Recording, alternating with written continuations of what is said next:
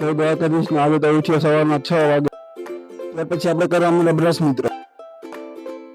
Brush કરીને આપણે બેસી ગયા નાસ્તો કરવા. ત્યાર પછી મારા પપ્પા બેસી ગયા ગાડી ગાડીમાં પંચર. પછી ગાડીને પંચર કરવા આપણે નીકળી ગયા હારીમાં દૂધ.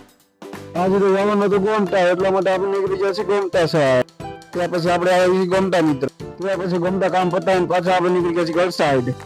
ઘરે આવીને આજે તો આપણે જવાનું છે આપણે ગાયને ચારવા.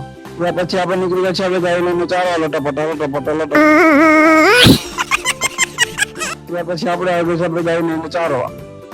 તો આપણે નીકળી helicopter.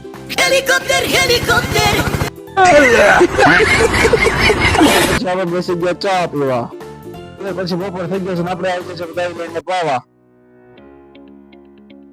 A few moments later. પાણી પાઈને પાછા આપણે આવી છે આપણે ગાય લઈને ચારવા.